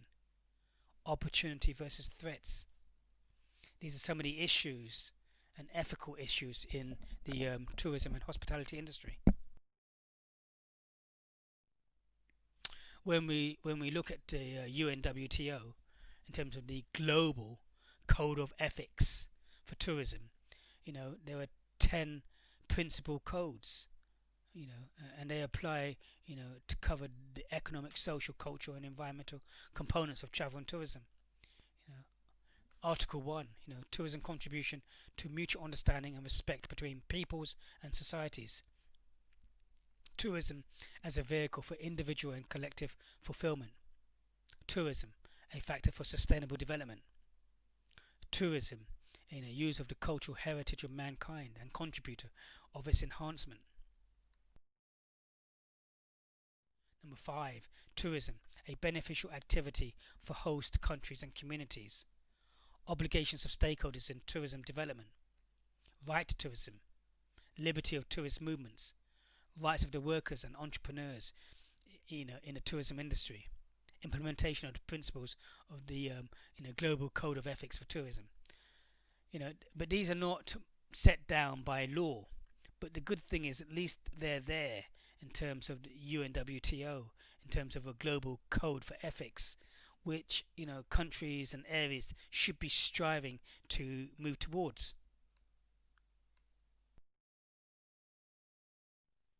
The global code of ethics in tourism, and the global code of ethics requests that visitors should observe the laws, practices, and customs in the countries they visit. However, these are not legal documents and they cannot be enforced. So in essence, if individuals demand tourism, they should take responsibility for the environment and host societies a destination, and the hosts have a right to expect this. Definitely. So I think that we are moving more towards this global code of ethics, and I think it's becoming more important in terms of the marketing side to meet the needs of your target market, to help them feel that they feel right in themselves, within their own conscience, in terms of going to that location and enjoying that place.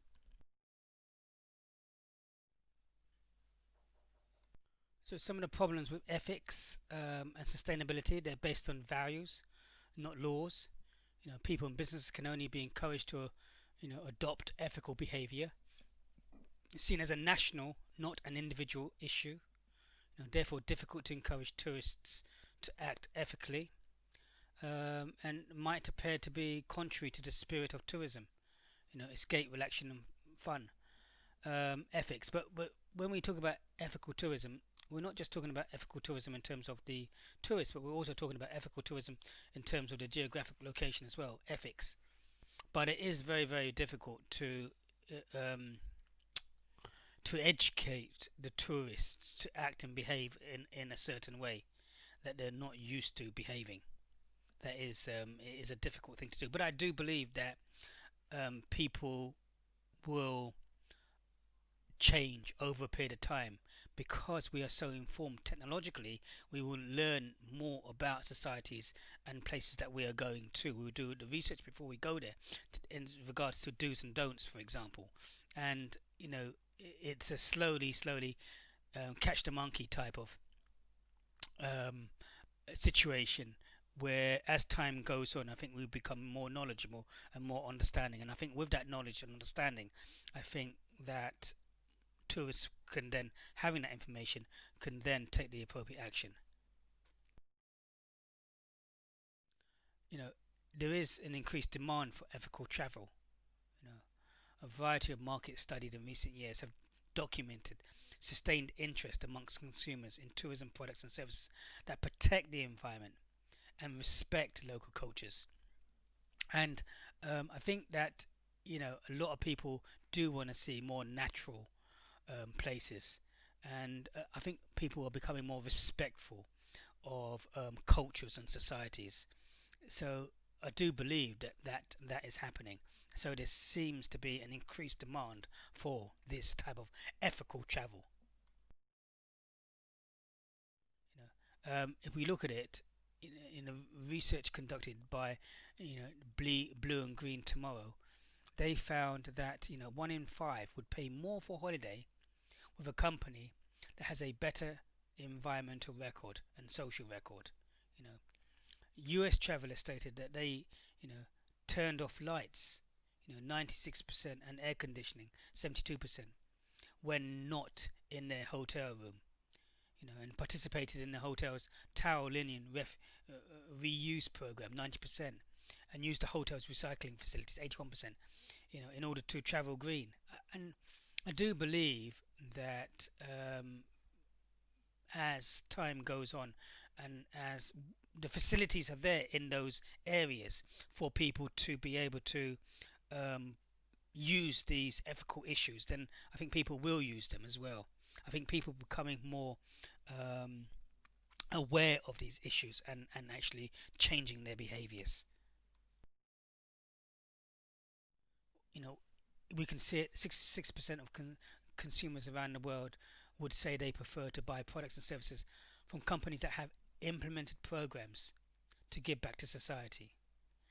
Some 43% of respondents said they would be considering the ethical or environmental footprint of their main holiday.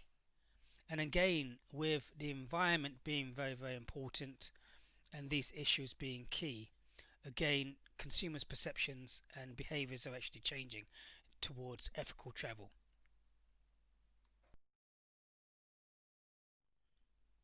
We're still thinking about ethics and sustainable tourism, how tourism hospitality industry has responded. You know, we've got various things happening. You've got tourism concern has created the ethical tour operator group. You know, they provided a list of members which members of the public can access. And they also work in partnership with the ethical tourism and hospitality business. And the WTM hold responsible tourism awards and have a responsible tourism day annually. They have sought monthly responsible tourism blogs on the spotlight. So this trend is increasing. Volume tourism involves traveling to a place to improve economic well-being, social cultural development, or environmental conservation by providing volunteer assistance and or goods. You know, so volunteering tourism. There are different views on this, but voluntary tourism attracts 1.6 million people a year.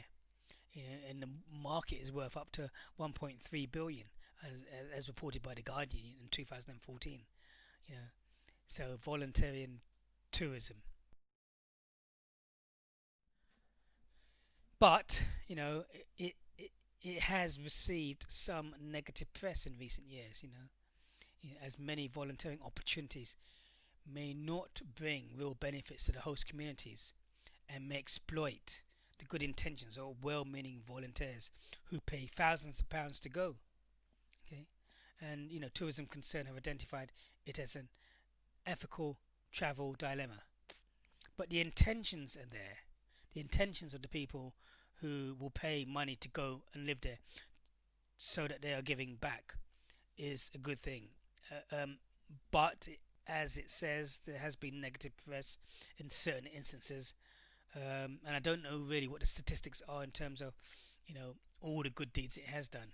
But it does seem to be a growing trend, and if done right, then it is a good thing for the host community and for the people going there. Now we're looking at corporate social responsibility. So we took the ethics and sustainability and tourism, and we're looking at corporate social responsibility. What is corporate social responsibility?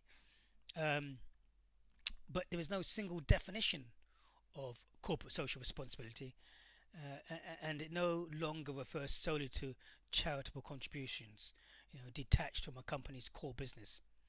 You know, the decision of a firm to conduct its business in the interest of society as a whole, as well as its own interests. Fletcher, in 2013. Corporate social responsibility. Corporate social responsibility covers. So corporate social responsibility covers, you know, workplace issues, human rights, ethics and corporate governance, business impact and the community, ethical investment, environmental, and sustainability, charitable contributions, reputation, branding and marketing, corporate social responsibility. So we're also talking about, corporate social responsibility and ethical considerations.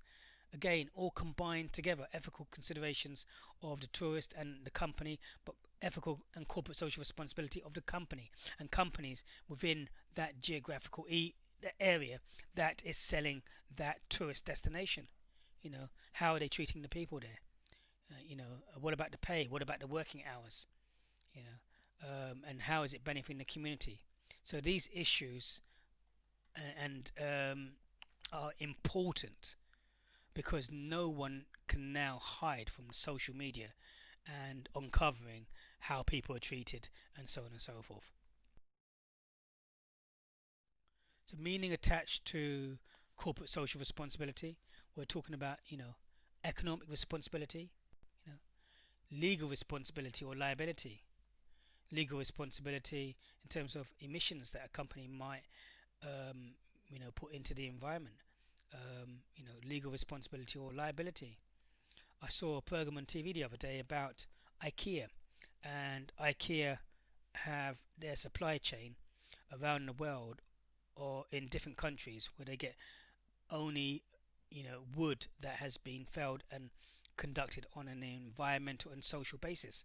But there was one country, I think it was one country, and they did an investigation, and it was shown that trees were being cut down illegally outside of the environmental guidelines and the social guidelines, and then these were getting a rubber stamp on them, and then IKEA were buying these. So, is there a legal or a responsibility and liability to check and ensure that all these things have been done correctly?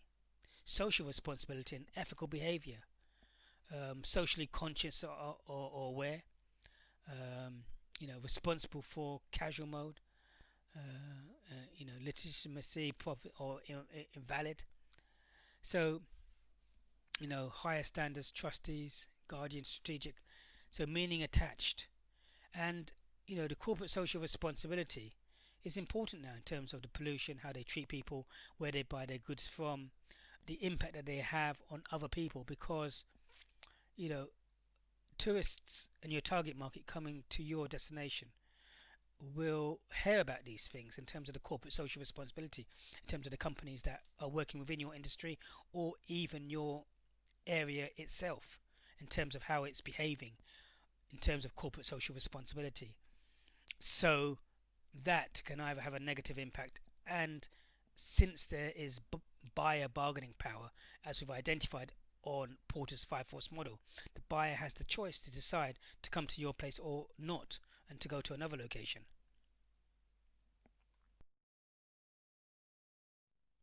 When we talk about corporate social responsibility in the UK tourism industry, well, companies and organisations, are realising that a growing number of customers want to feel good by buying products from companies that are seen to behave responsibly, wherever they operate. And I agree with that.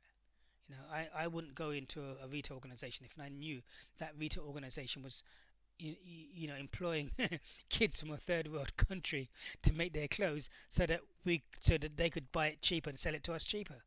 I'd prefer to pay more. Corporate social responsibility will increasingly be seen as a competitive advantage to definitely in both the domestic and outbound markets. How? Because if you are conducting yourself with ethics and corporate social responsibility as seen as in a positive way to your target market, then that's going to only want your target market to go there and more. And if your competitor is not being seen to be in a positive light regarding ethics and corporate social responsibility, then that will give you a competitive edge over your competitor.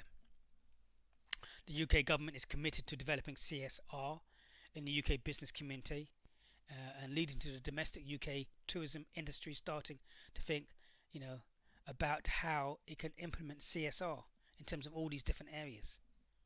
Okay, even if you look at most companies now, and most big companies, Tesco's, Asda, M&S, they have a CSR code in terms of their corporate social responsibility and what they're doing. So we kind of like looked at the three main pillars of sustainability in terms of the economic side, the social side, and the environment side.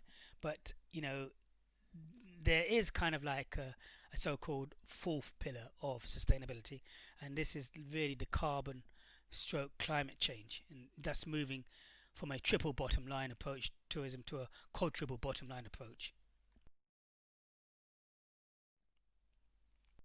So here we look climate change. We've all seen climate change, and we know about global warming and the ozone layer, depletion of the ozone layer, and global warming. Global warming, the increase in temperatures that could potentially, melt the ice caps, increasing the sea levels to rise, and then the sea levels rising will cause lots of floods and damage to the environment, as well as species of animals being depleted, and depletion of the ozone layer, which means that the ozone layer protects us from the sun's rays, and potentially we could see more deaths in terms of cancer and so on and so forth. Warning, caused by an accumulation of greenhouse gases emitted from transport. Solar radiation is trapped within the earth and creates a warming effect. Consequences of global warming: coral bleaching, retreat of this snow line for winter sports, excessive temperatures at beach resorts, rising sea levels threatening destinations, and more extreme weather events, hurricanes, typhoons, and heat waves. Definitely. Additional consequences, changing climate zones impacting upon wetlands and deserts, creating, water shortages, changing tourism consumer decision making and demand patterns as transport taxation costs increase, especially the long haul. So again, these things will in fact impact upon tourist destinations.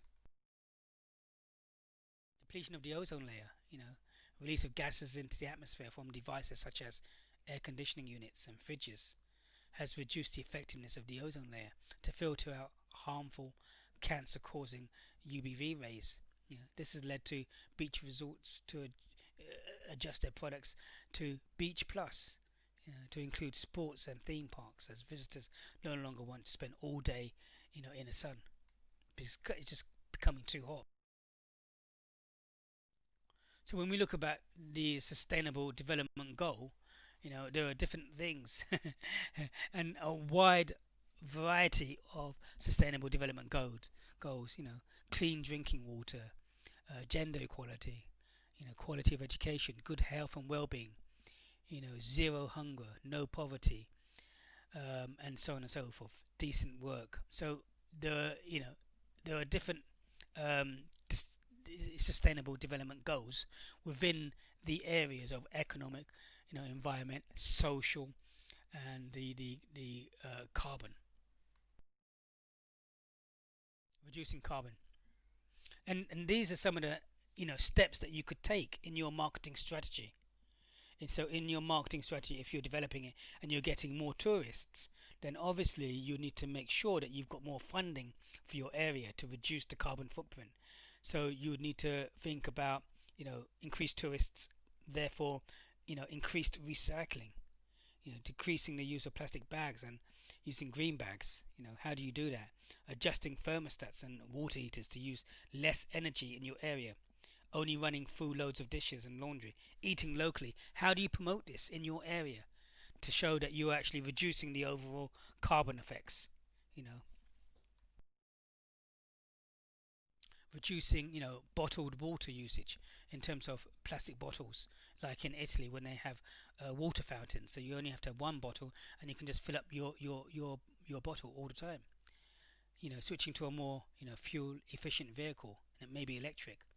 Using public transportation, carpooling, paying attention to amounts of product packaging, using renewables resources. But these are the things that you can be incorporated into your marketing strategy, and then the implementation of your marketing mix, the product, price, place, and promotion.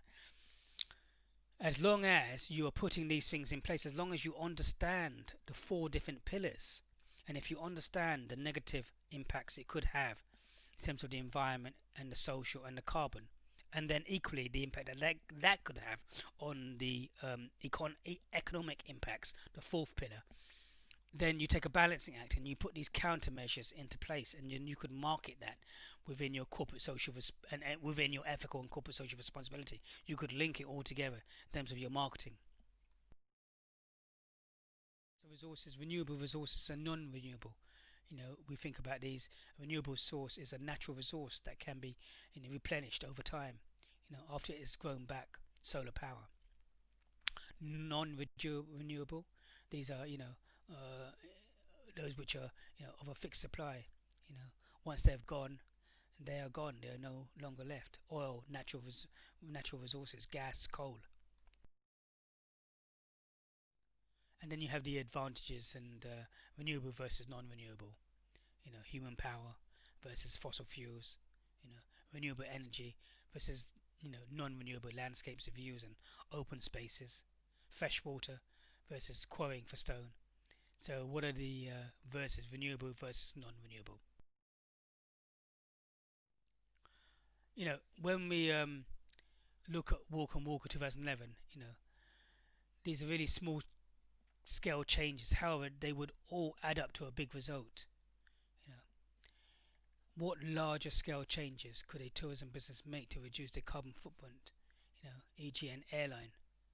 Conduct secondary research to find examples of these.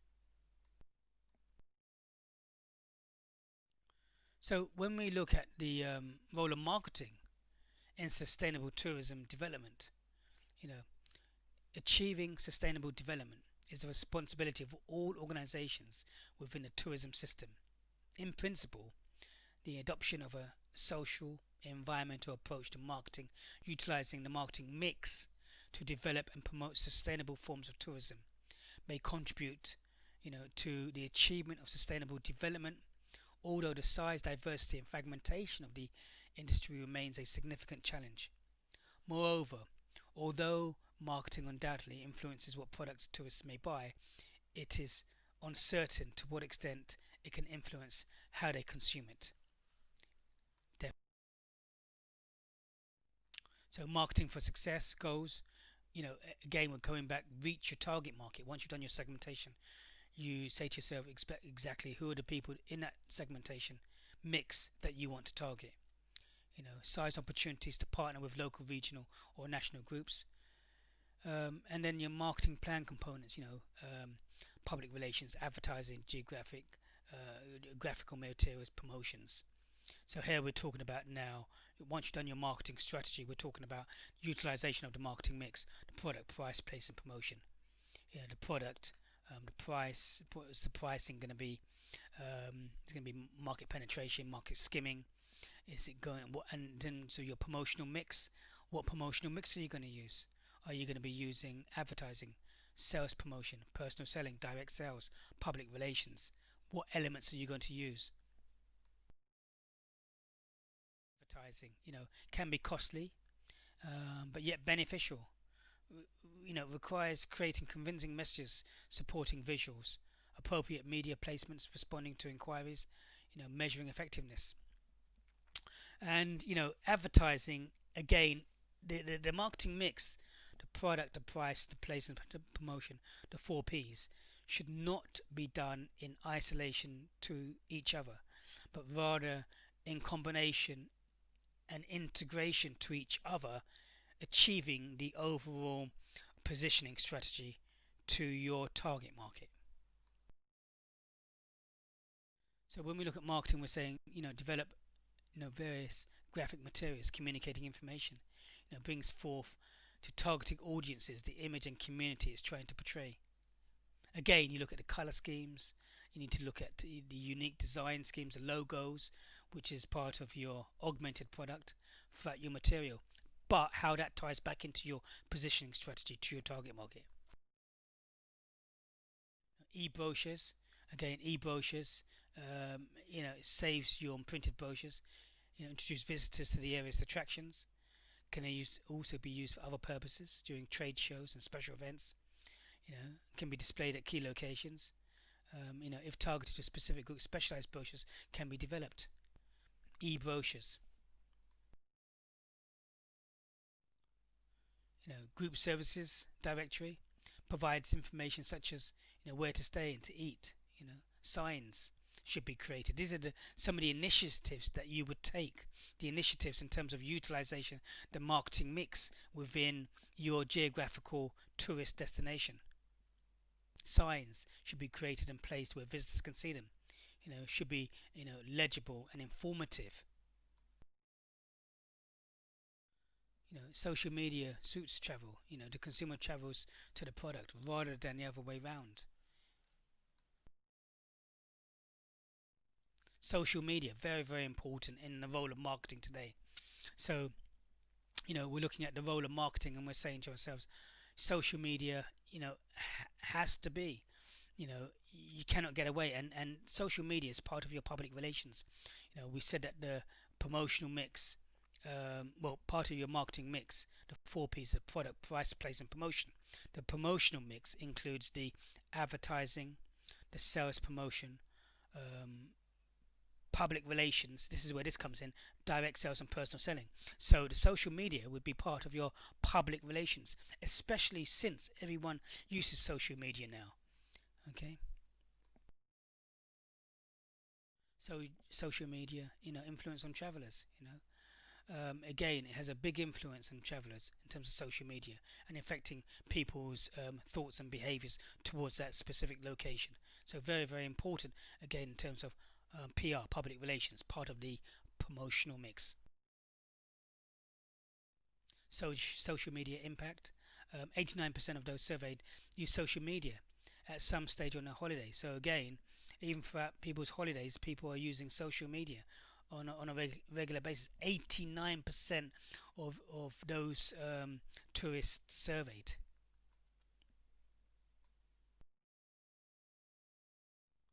And again, we can see in the different countries around the world the areas where social media is being used and the different types of social medias being used. So in America, 51% Facebook, it's a high percentage there. Again, in terms of talk, you've got Keiko, where 74%, and you got WeChat, 78% in Europe. So you got social media being used all over the place, and it's very, very important that you tap into this. So social media impact, total taken photos on holiday and shared with them, 61%. Taken videos on holiday and shared with them, 42%. Have been done on holiday. So again, a huge amount of people are using social media in terms of photos and videos. And when you're looking at your part of your positioning strategy, obviously you need to look at your branding. Your branding, what is Paris viewed as? How do people see Paris? Well, people see Paris as being a romantic city, romance, A lot of people get proposed to in Paris or in Venice. So, it's the perception and branding of these locations, Paris and Venice. Branding, is a name, term, sign, symbol, or design, or a combination of these that identifies the maker or seller of a product or service and seeks to differentiate them from their competitors. A brand is a singular idea or concept, that a product owns inside the mind of the prospect. Again, part of the positioning strategy, the branding. So you're saying to yourself, when someone sees that image or logo, what exactly is it that they see? What is communicated to them? Definition of a service brand, a brand is the product or service of a particular supplier, which is differentiated by its name and presentation, such as Marriott or the Hilton Hotel. When I see the word Hilton Hotel, or Marriott, I think quality. I think gym, swimming pool, dinner, three-course meal. More expensive. Very nice place to stay. Price consumers pay is more likely to be determined by the brand rather than the actual service provided. A brand could be defined as a unique combination of the product characteristics and added values, both tangible and non-tangible, in terms of the product, in terms of the physical and non-physical side, in terms of the core product and the augmented product. The characteristics have a relevance that is linked to the destination and awareness, of this, maybe conscious or intuitive.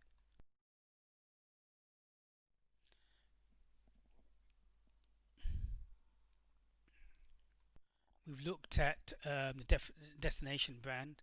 Again, a name, symbol, logo, a word mark or graphic that both identifies and differentiates the destination. Furthermore, it conveys the promise of a memorable travel experience that is uniquely associated with the destination. It also serves to consolidate and reinforce, the recollection and pleasurable memories of that destination experience or not. The concepts of destination positioning and image and branding are closely linked. So, again, I talked about positioning and branding and image. Branding is used to support the selected positioning approach in communicating the desired destination image to consumers. You see, we've talked about the positioning, and we have the segmentation, then you have the targeting, then you have the positioning, but the branding and the concept of this is all linked to the positioning, how you want your product to be seen, how you want your destination to be seen. Why are people coming to your destination as opposed to another destination? And then it's the implementation of the positioning strategy through the use of the marketing mix. So you need to look at the destination brand images. What did these tell you? Visit Iceland. I love New York. Here we have the AIDA model of advertising: awareness, interest, desire, and action. So you take people from awareness of the geographical location, creating interest in it, creating desire, and then taking the desire to action to actually want to come to this location. Destination branding, the brand is not a trademark, a logo, strapline, or icon, but an experience, an image that signals a value system and positioning. Again, we're talking about positioning. In short, it is a promise. Okay, it establishes the kind of experience that the visitor can expect from the destination. So you're saying to yourself, well, the destination branding is, and the positioning strategy is what you're hoping to get out from it and what you're hoping to experience. Okay. And when we look at the branding process, we are saying that there are various stages, and the branding, strategy framework in terms of brand identity, brand design, brand communication, brand management, managing the brand, making sure it's being communicated in the way that you want it to be delivered to your target audience, destination strategic direction, and image assessment. Okay.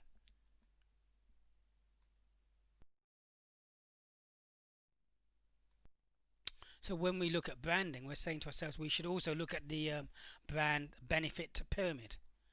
And we're saying to ourselves, at the bottom we've got the attributes. What are the tangible, you know, um, verifiable, objective, measurable characteristics of this destination? What are the characteristics? What are the attributes? Next, what are the rational benefits? What benefits to the tourists results from the destination feature?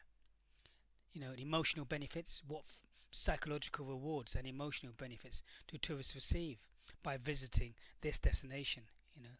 How does a tourist feel? Brand personality. What key traits and characteristics of the destination are communicated by the brand, both head and heart. And brand values. What values does the destination instill? And brand essence. What is the essence and nature and character of the destination? And so you would look at all these things, and you would look at the branding in terms of all these parts, in terms of, again, focusing on your target market and trying to meet their needs in comparison to your competitors.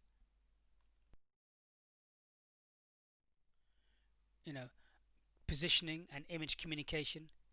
DMO must select a positioning approach to communicate an image of the destination to people, within its selected target market. So I've talked about positioning again and again. Positioning starts with the destination, but positioning is not what is done to the destination. Positioning is what the destination management operation attempts to do in the mind of the prospective visitor. In other words, how you communicate your message to your target market and what they think about your destination, your logo, your branding when they see it. 5 steps of positioning, including documenting, deciding, differentiating, designing, and delivering. A positioning statement, like Australia. The people of Australia are friendly and straight talking and open. Their sense of mattership and their no worries attitude make all visitors feel welcome. They make it easy to enjoy adventures beyond the imagination. Whether it's in Australia's wide open landscapes, pristine oceans, or vibrant cities, a holiday in Australia is an opportunity to experience a vast yet accessible adventure playground. You don't just visit Australia, you live it. Say, you don't visit Australia, you live Australia. That's their positioning strategy.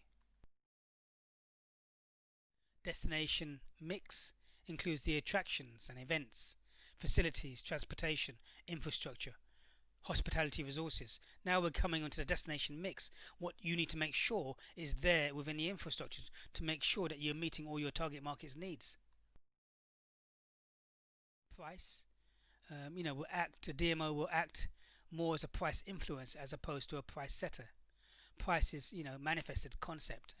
Private sector may determine its profitability. Price is associated with luxury and quality. It can attract certain, markets and repel others. Price levels influence for value for money perceptions. But when we're talking about pricing, we're really talking about, that area. Is it value for money? Is it market penetration? Is it skimming the marketplace? So what type of pricing strategy are you adopting from your destination? The place, in destination marketing, the place represents distribution, and the online and traditional travel trade channels the destination management uses to draw visitors to the destination. This can either be done by direct distribution, market directly to potential customers, or indirect distribution via intermediaries.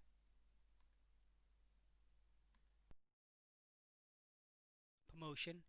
Again, we looked at the promotion, parts of the promotion. It's a traditional activity of the destination management, with most organizations placing a great emphasis on personal selling. Okay, if we look at the promotional mix, the promotional mix includes advertising, sales promotion, public relations, personal selling, and direct sales. Also includes public relations, sales promotions, and merchandising. DMOs also utilize social media, emails, websites, and other digital methods for promotion. But these they use it promotion, but more used for public relations purposes. Promotions are types of communications and must be consistent. Okay, a promotion by definition is a temporary additional value. So a sales promotion is a temporary additional value. So the IMC relationship and packaging and promotion, we can see, packaging in terms of packaging with a whole package, or programming without a package holiday incorporating everything. I know when I went to Italy, we kind of had like a package with programming, which included the flight from Gatwick to Italy, and then we had to catch a bus or cab, and then from there to the hotel, and then from the hotel we stayed there and for X number of nights, and that allowed us then to get the transfers between our next hotel. So we stayed in Rome for 3 days, Florence for 3 days, and Venice for 3 days, and then the transfers in between there. So what does your package include?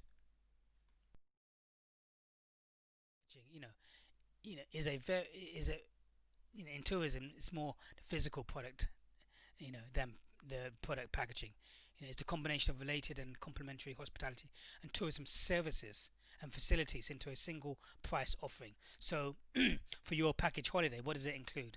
What is it going to include? So when we went away to Rome, we stayed in 3 different hotels, but that included our breakfast only, but it didn't include the dinner as well. It is a key tool for destination management operations when customizing the destination mix for a specific target market. And here it comes down to, again, your segmentation, and then deciding who your target markets are. And once you decide who your target markets are, you identify what their needs are. And then once you've identified what their needs are, then you can either combine a package holiday to meet their needs or not. So it's really dependent upon the needs of your target market from your segmentation. Importantly, it can help you smooth out peaks and troughs in seasonal visitor volumes. Programming, there are many opportunities for destinations to arrange special activities or programs that are attractive to visitors, like festivals. So what type of programs do you have? So that can be included or not included within your package holiday. And even if it's not included, are you including programs in your destination to make it more attractive? Like various festivals in the UK, you've got Chinese New Year, you have Notting Hill Carnival once a year, you have Gay Pride, and you have all these events happening in your location. So are you implementing these programs within your location? Packaging and programming, when combined, can be a very powerful tool in persuading people to visit a destination or event. Yeah, it can be if you're combining everything together. But then again, a lot more destinations are doing the same type of activity in terms of packaging and programming.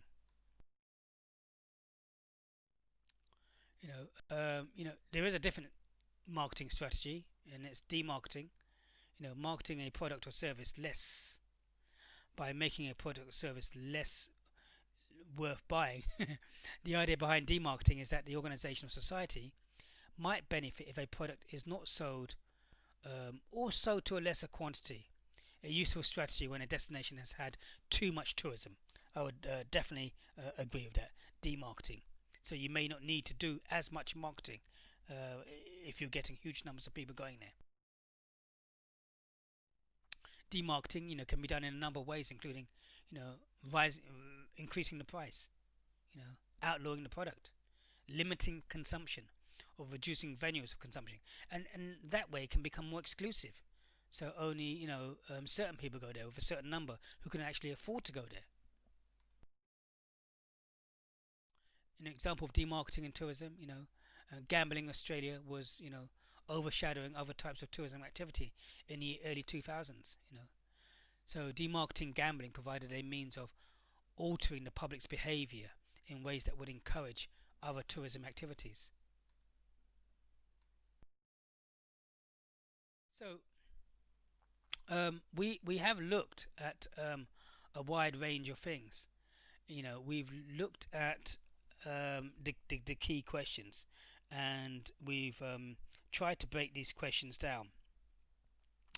And if you can remember, I don't know if you can, but the key questions were to discuss the importance of sustainable tourism development, to discuss the complexities, of the relationship between tourism, the environment, and sustainable tourism development, and then evaluating, the marketing of sustainable tourism destinations. So we looked at the questions, we tried to look at and identify the keywords and break down the questions so we understood what we were looking for. And the first thing that we obviously looked at was sustainability, and we were looking at the 3 pillars of sustainability and what sustainability was and where sustainability came from predominantly from Agenda 21, the Brundtland report from 1992, Rio de Janeiro, UN, which had this meeting in terms of discussing sustainability worldwide, but it wasn't really linked to tourism and hospitality at that stage. It was really linked to economic, social, and environmental impacts, the 3 pillars. But later on, if you remember, we talked about kind of like a 4th pillar, which was like the carbon and the and the ozone, carbon and the ozone. So we're talking about kind of like 4 areas, 4 pillars of sustainability. Again, we looked at destination analysis. We looked at the importance of destination analysis, and we discussed the increasing number of tourists actually coming and traveling worldwide, and year on year, more and more international tourists are increasing, which means people want to see different countries for all sorts of reasons, which is good from an economic perspective, but there are consequences in terms of an environmental and social and carbon and ozone type perspective. So the destination analysis is very, very important. But also within the destination analysis, we looked at various areas which I'll come into again. And again, tourism, environment, sustainability. Again, we looked at how you're going to market sustainable tourism, and we looked at the mission, the vision. We looked at the situation analysis in terms of the SWOT, Pestel, and Porter's 5 force model. We looked at a more in-depth use of a competitor analysis in terms of looking at the performance and comparisons. We then looked at the marketing strategy in terms of segmentation, targeting, positioning. What segmentation was you going to use? Behavioralistic, geographic, psychographic, and demographic. And then within those areas, what were the individual variables? By age, by sex, by income, in demographic variables, for example. So we're saying you segment your market, then you target your market. When you target your market, who are the people you're targeting? Because it needs to be more sustainable now. And then you're saying with your branding and your image and your logos, how are you going to position your destination in comparison to other destinations? And that's very, very important, because then that leads into your marketing mix, your product, price, place, and promotion, and your product, your core product, and your augmented product, your pricing strategy, how it's going to be. And your promotional mix, if it's going to be advertising, sales promotion, personal selling, direct sales, public relations. Again, the mix of these integrated within each other to meet your positioning strategy in or from your target market.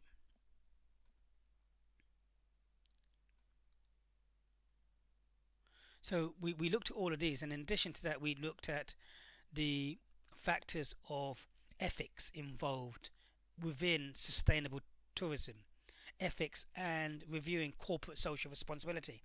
Corporate social responsibility in terms of how destinations and companies act and behave, because it's very, very important in terms of, social media and people having all this information at hand. And because we have all this information, we know what's going on, which could deter people from going to your location and go to another location because of how you're behaving in terms of a corporate social responsibility and all the different elements involved in that, and ethical, tourism involved from the tourist perspective and from the destination perspective.